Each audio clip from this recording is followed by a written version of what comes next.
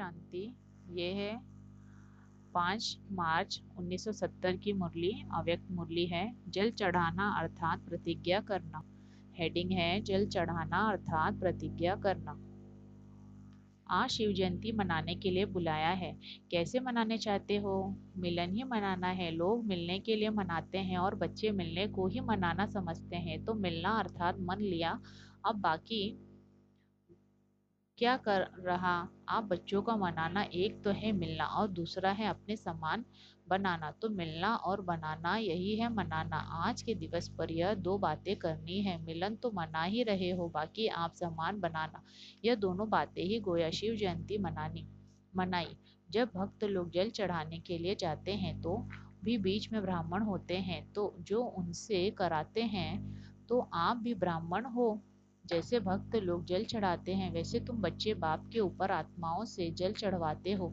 यह जल अथवा दूध चढ़ाने की रस्म क्यों चली है? जिस समय जल चढ़ाते हैं उस समय मन में क्या सोचते हैं मालूम है? जल व दूध जो चढ़ाते हैं उनका भावार्थ यह है, जब कोई भी प्रतिज्ञा करनी होती है तो हाथ में जल उठाते हैं। सूर्य को भी जल चढ़ाते हैं तो अंदर में प्रतिज्ञा करते हैं। तुम्हारे पास भी जब कोई आते हैं तो पहले पहले उन्हों से प्रतिज्ञा का जल लो। एक प्रतिज्ञा कराते हो ना कि हम आज से एक शिव बाबा के ही बनकर रहेंगे, तो पहले उनसे प्रतिज्ञा कराते हो। वह लोग ही अंदर में प्रतिज्ञा कर फिर स्वयं सम्मुख आकर देवताओं पर अर्पण होते हैं। जो पूरे भक्त होते हैं वह सारा ही अपने को उनके आगे झुकाते हैं, अर्थात अपने को अर्पण कर देते हैं। तो तुम भी पहले उन्हों से प्रतिज्ञा कराते हो। जब पक्के हो जाते हैं तो संपूर्ण स्वाहा कराते हो। ऐसी सर्विस करनी है, बिल्कुल न्यौछावर कराना। आपने कितने को न्यौछावर कराया है? जो जितना स्वयं न्यौछावर बने हैं उतना ही औरों को बनाते हैं। अगर स्वयं ही संपूर्ण न्यौछावर नहीं बने हैं तो औरों को भी इतना ही आप सम्मान बनाते हैं। अभी न्यौछावर होने में मेहनत है। मेहनत और समय दोनों ही लगता है, लेकिन थोड़े ही समय में न्यौछावर होने वाले की क्यों लग जाएगी। जैसे यहाँ वहाँ यादगार है काशी कलवड़ खाने का, स्वयं अपनी इच्छा से कटने को तैयार हो जाते हैं, वैसे यहाँ भी तैयार हो जाएंगे। आप लोगों को इच्छा पैदा करने की मेहनत भी नहीं करनी पड़ेगी। स्वयं अपनी अपनी इच्छा से जंप देने के लिए तैयार हो जाएंगे। यह क्यों लगनी है? अभी नहीं लग रही है, इसका भी कारण है। बच्चों के पास अभी कौन सी क्यों लगी हुई है? जब वह क्यों खत्म हो जाएगी तब यह क्यों लगेगी। मालूम है अभी कौन सी क्यों लगी हुई है? संकल्पों की। संकल्पों में भी मुख्य क्या है जो भी पुरुषार्थ में ढीलापन लाती है? व्यर्थ संकल्पों का मूल कारण क्या होता है? पुराने संस्कार किस रूप में आते हैं? एक शब्द बताओ जिसमें व्यर्थ संकल्पों का बीज आ जाए। व्यर्थ संकल्प विकल्प जो चलते हैं तो एक ही शब्द बुद्धि में आता है कि यह क्यों हुआ। क्यों से व्यर्थ संकल्प की क्यों शुरू हो जाती है। अंग्रेजी में भी आप देखेंगे क्यों शब्द की निशानी सभी से टेढ़ी होती है।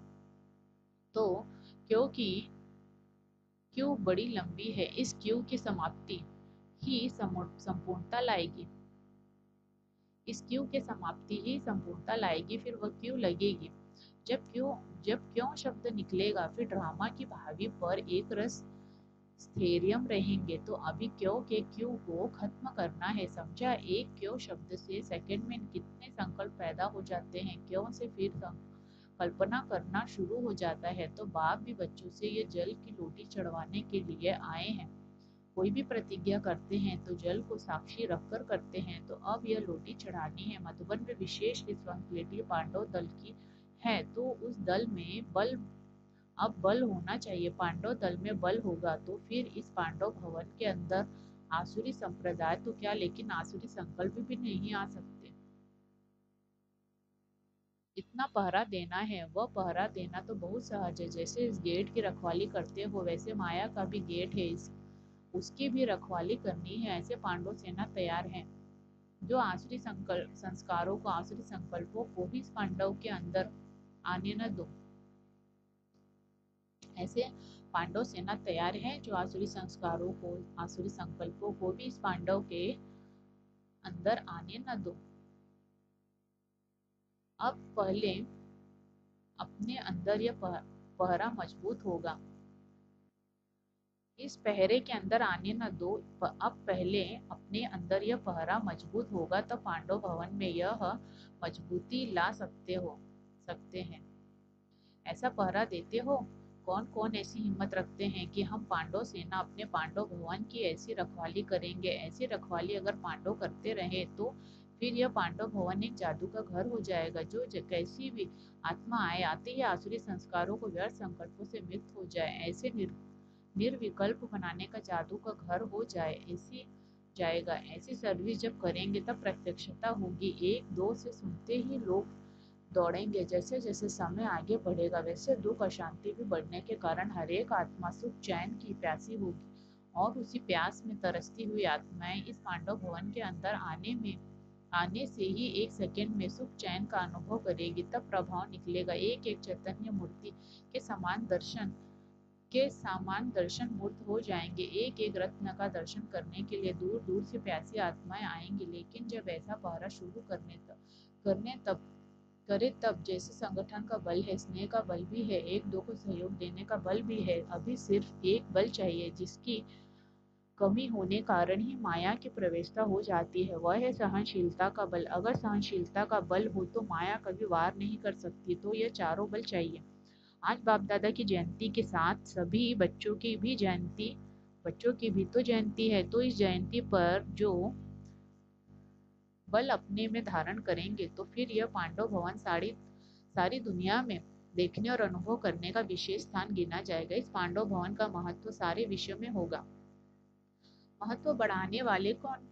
पांडव सेना और शक्ति सेना। मधुबन निवासी ही मधुबन के महत्व को बढ़ा सकते हैं। पांडवों के लिए तो प्रसिद्ध है कि वह कभी भी प्रतिज्ञा से हिलते नहीं थे। एक परसेंटेज की भी कमी हुई तो इसको कमी ही कहा जाएगा।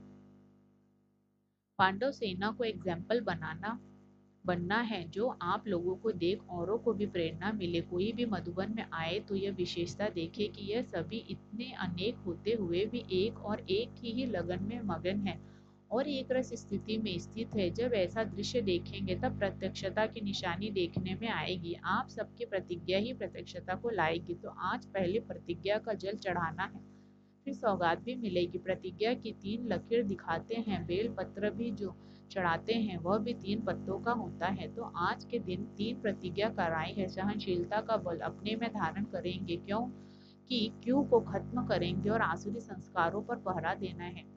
तो 3 प्रतिज्ञा का यह बेल पत्र चढ़ाना है। कौन सी 3 प्रतिज्ञा है? सहनशीलता का बल अपने में धारण करेंगे, क्यों को खत्म करेंगे और आसुरी संस्कारों पर पहरा देना है। तो 3 प्रतिज्ञा का यह बेल पत्र चढ़ाना है। भक्त लोग तो खेल करते हैं, लेकिन ज्ञान सहित खेल करना वह तो बच्चे ही जानते हैं। इसलिए आज के शिवरात्रि का यादगार फिर भक्ति में रस्म माफिक चलता है। पहले आरंभ बच्चे ही करते हैं ज्ञान सहित, और फिर भक्त कॉपी करते हैं अंधश्रद्धा से। जरूर कभी किया है तब यादगार बना है। भगवान बच्चों को कहते हैं वंदे मातरम। कितना फर्क हो गया, इतना नशा रहता है। जिस बाप की अनेक भक्त वंदना करते हैं वह स्वयं आकर कहते हैं वंदे मातरम। इस कुमारी की निशानी क्या होगी?